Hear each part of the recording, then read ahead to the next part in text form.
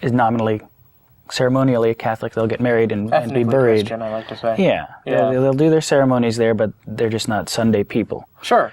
And they are not going to be the ones who read the Bible regularly or make any serious effort to understand it. One of the things I was noticing when we were putting together this episode was the school board, the school chalkboard image that we used in this episode, which has the picture of the wine and the communion wafer, and how that was actually a state-run school, like any public school. Mm-hmm. And then I have to explain to some folks that in South America, there isn't the separation of church and state that we enjoy here.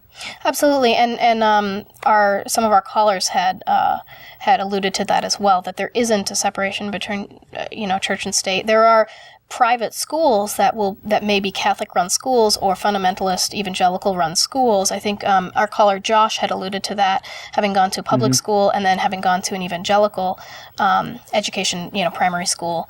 But there really isn't a separation between church and state in many South American countries as there is here. No, because the countries were founded by conquistadores, and that's part of what they brought with them. They brought the Spanish language and the religion. It's part of the Peruvian flag. The significance of the colors, one of those represents... Maybe one of the differences is they were bringing a religion. Some of the folks who came here were bringing their own crazy religion, but trying to get away from some things. And we didn't have separation in the schools in this country until after the Bible riots in New York, where a bunch of Catholics came in and the Protestants were teaching with the Bible in their schools, in their public schools, and big row about that. So I think that kind of brought it to a head that maybe it wasn't a good idea to... The Bible riots, I learned about that last episode. Honestly, while you were working on last episode, I found that incredibly fascinating. Yeah. If I may, one of the things that Lee and I had talked about in pre-show and in preparation was really both of us have had experience in ESL, and there's a large history of ESL or Spanish language teaching to a lot of indigenous folks using the Bible as the main medium for instruction. And corporal punishment for speaking your native tongue was not uncommon in the mission education system. So as far as the history of language education in the New World, it's interesting to see that model. One thing I have noticed is this use of the Bible as a linguistic tool. Like from one of the things I learned from you, that linguists as a language sample often translate the Lord's Prayer. Yep. That will be sort of a standard thing that we'll do. I tend to actually, if I need to have something to translate, I tend to go to Pledge of Allegiance, because I think that's the thing that was battered into my head a lot. Do you skip the under God part? Do I skip the under God part?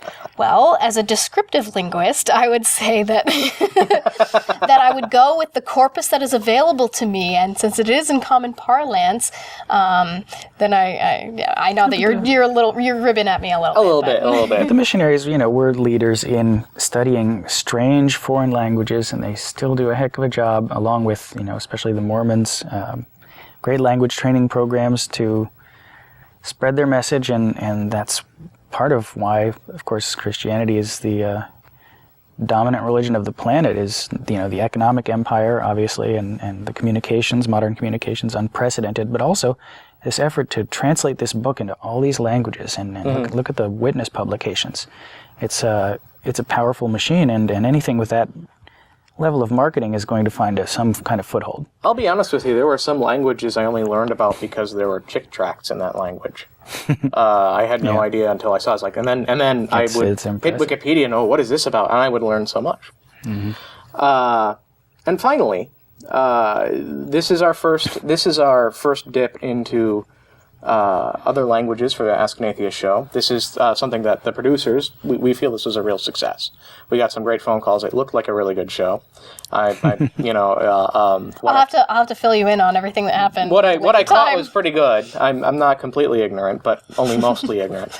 And so I kind of wanted to ask you, where do you see this sort of thing going for the show, as sort of our two of our resident multilinguists? Well, I think that definitely as we transition to radio, because in the South Sound there is a significant Spanish-speaking population and speakers of other languages, that it would be really quite reasonable to have some of our major announcements and things like that in little 2 minutes for every show, or for maybe once a month do segments in other languages. It would require a lot of involvement by me or other folks. Or other speakers of other languages.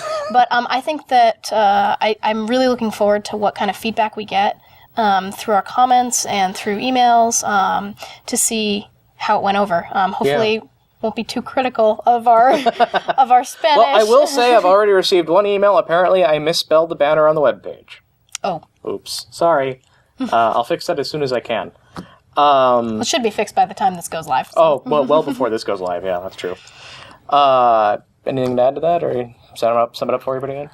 Yeah, it was a great opportunity, and there's always more to talk about. It's a rich topic, and it's a global topic, and it's a multilingual world. I also would remind any viewers that speaking only one language makes you the exception in this planet. Most people have a couple, so it's fun, and think about it and just jump in, go somewhere, give it a shot. I mean, this would be the educators making their. Yeah, I'm a language teacher too, and it's not a bad thing, especially for the United States right now. We should really be thinking about it. It's a little plug. I tend to agree, even though I'm on the other side of that. I'm the bad guy here. It's never too old to start. I understand that. I'm just making it clear that I am the bad guy here. So, anything to sum up, Becky? Or? No, it was really wonderful having Lee as un invitado, our guest, and hope that we can have some periodic involvement from you. And I really do thank the producers for extending their invitation, even the producers that I know rather well. Well, thank you, Rebecca. Yeah, thank you. Thank you, Lee. I think it was a great episode, and I'd like to take the time to thank the crew for this episode. This was an interesting one. It was a game of telephone in the booth, and it was really hard work, and there were a couple of stressful moments, but I think we persevered, and it looks really good. And thank you guys. And once again, thank you to our listeners, and especially those people who are giving us the help, the sort of spank on the butt to make it to radio, and the kind words as well. Thank you, everybody. And you have a good day. Que les va bien.